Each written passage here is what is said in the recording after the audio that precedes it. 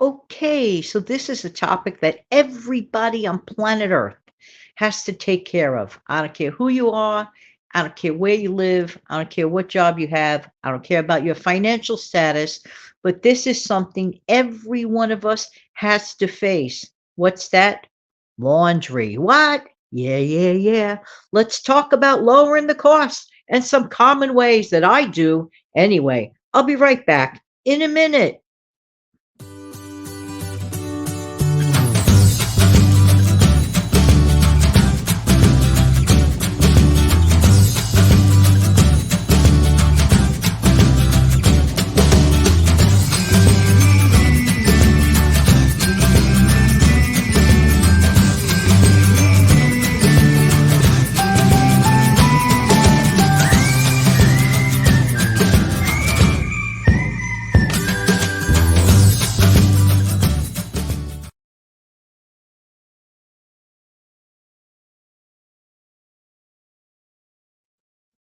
Good morning, good afternoon, good evening. Hi, this is Jan. Welcome to another episode on the Save Money and More with Jan channel. Let's save some money today. I want to share with you a couple of common ways and some of the ways that I do. In fact, actually, all of the ways that I personally do to let you know. Okay, number one, these are not in any order of importance, but they're all important. I do believe that, okay, washing smaller clothes by hand whenever possible. Wash smaller clothes by hand, delicates, of course, by hand, and I like to air dry it on my indoor drying rack. I don't have a clothesline. We're not permitted to put clotheslines outside of buildings in the city. But the thing is, let me tell you something. Those that have that blessing of being able to air dry your clothing on the outside, please do so. There is nothing like sun dried clothing. I'm telling you. I do remember that when I had that type of situation in the past, it is a wonderful option. Never, ever, ever to be taken for granted. But I could recommend this for city dwellers. If you have that indoor, I call it a crisscross rack, put it near your window and open the window in the warmer weather, and you still get some of that benefit. It does help. It really, really does help. And in the winter months, if you can, put it near a heating source, safely, of course, like your indoor heater that is facilitated in your apartment unit, for example. All right, big, big stuff, towels, blankets, sheets, use the actual washer for that, okay? And also, what people forget to do, and I don't know why people don't, people do this. They put little bits in the washer and do a wash, little bits in the washer and do a wash. Okay, there has to be a reason that I wouldn't know about, but as far as saving money goes, it's always more logical for tip number three to fill up a complete washing load in the washer. And by the way, that same rule holds true where else? In the dishwasher. I want to tell you a funny story. What I used to do a long time ago, I used to wash some of my baseball caps in the dishwasher, put it on the top, those little, I call them sticks, where you put the little sticks on the top of the dishwasher inside, and I put the caps in there, and then I would just run it through, and then I would just take them out, just let the remainder of it air dry. Amazing, absolutely amazing. Did the trick. I'm just saying.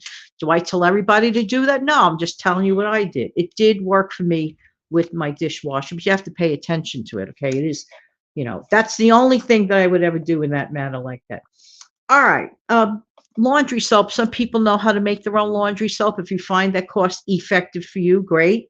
If you don't, then go for commercial laundry soaps at a discount and use markedly less amounts. You would be surprised and amazed. I mean, I trim my use of that down to like a science of like a very small fraction, way smaller than the manufacturer's recommendation. Of course, any manufacturer is going to suggest to go for more, like as if when we wash, rinse, and repeat shampoo, to do it twice. There's really no reason to do that. The same kind of rule applies with laundry, in my opinion. You don't need to always follow that. Some people even put extra, and it's harder to rinse out. But what gets clothing cleaner is not the amount of soap that you're using.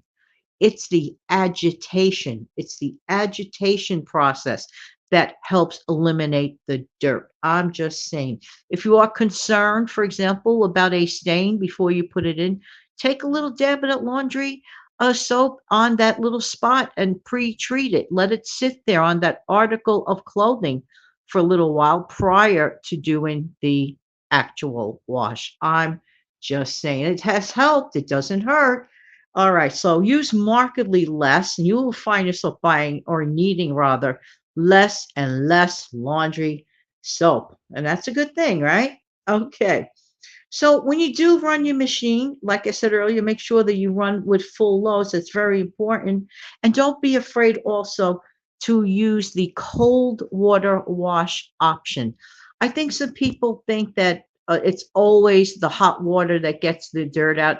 Honestly, it really is not. Again, I say it is the agitation, but find out for yourself, see what works for you. Maybe you could somehow figure out a way and just like meet some sort of happy medium, because the high cost of the hot water is also what increases the cost in general, which applies towards the laundry expenses. You see where I'm going with that, right? All right, another thing, and I have said this many times on prior videos, but to me, I feel it's common knowledge, but yet it's not commonly practiced. Many people forget that their hamper is not their laundry. I mean, excuse me, not their closet. Whoa, let's try that one again, Jen. Woo-hoo. Your hamper is not your closet. Our hampers, all of us, not our closets. People are tired, whatever, at the end of the day, oh, that big walk to the closet. Oh, take off that item and actually hang it up. Well, yeah, because sometimes people say, oh, there's the hamper. Let's just throw it in there. I know. Everybody seems to do that at some point.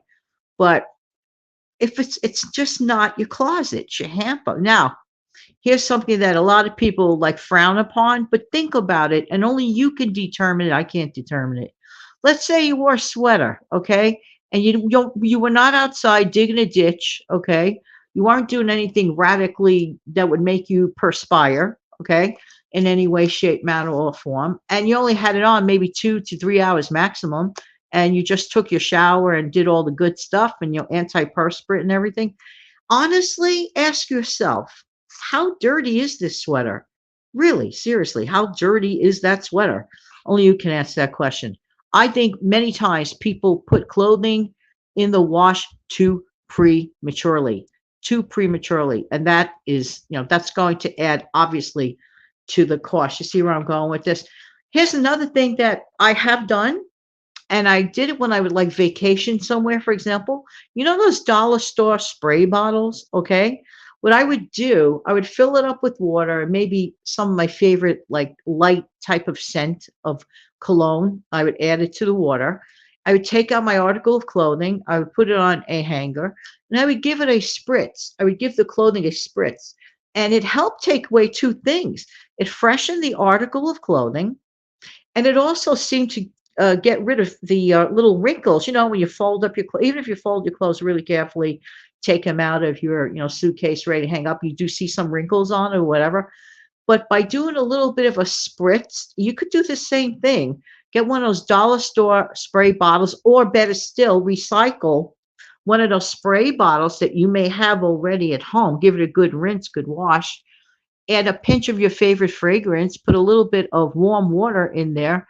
And then instead of, just throwing it in the closet, you don't feel right about it, give it a little spritz, let it air dry, and then put it in the closet.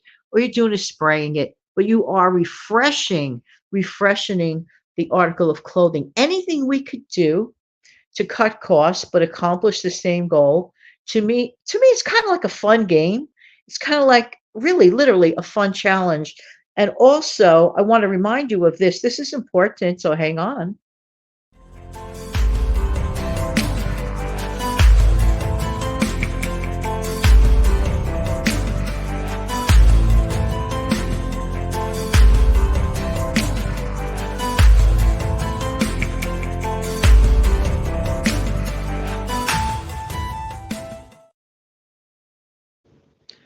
And I really, really mean it. That's why I made that video clip. Never ever stop saving. Always know that you can do it, even if it means saving $10 a month on your laundry. Hey, that's $10 you didn't have the month before. And don't announce it to everybody either. I have found that I have accomplished more things by staying shush about things. I'm not even kidding you. The more I stay shush about trying to save, the better for me. Anytime I've ever said, oh, for example, this weight loss plan, oh, it's so great, blah, blah, blah. Then all of a sudden I get stressed out and it doesn't work and backfires. So I learned my lesson. Just shush up, just quietly save, quietly this, as long as it's in a good direction for a good and right, healthy, good reason, all of the above. And saving money is a step absolutely in the right direction. So there's always a naysayer around. Forget the naysayer. I encourage everyone listening. If you're listening to this video, that means you care about saving. And can I tell you something? Kudos to you. But also don't forget to do the following.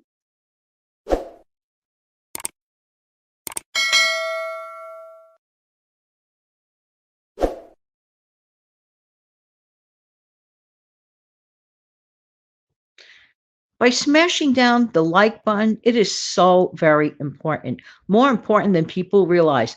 That way, this platform can let them know that people actually like the content that the video content creator put together. So if this is a very helpful video for you or for someone else, and you think someone else might get a little help from it, please share this video on any possible way that you can. I really appreciate every single one of you.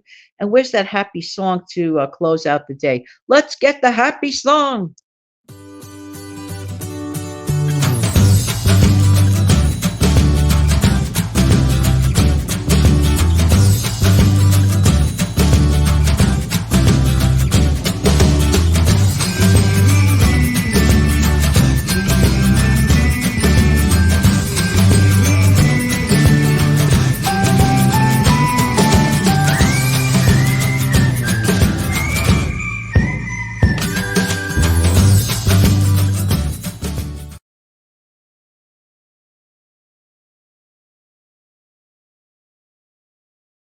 I'm telling you, that song puts a bounce in everybody's step. I'm telling you, and the more we hear such happy, positive sounds, it is a good thing. And it's a great day to do great things now, isn't it? All right, everybody, take good care of yourself and your wonderful family. Don't forget to come back, and thank you very much for being here.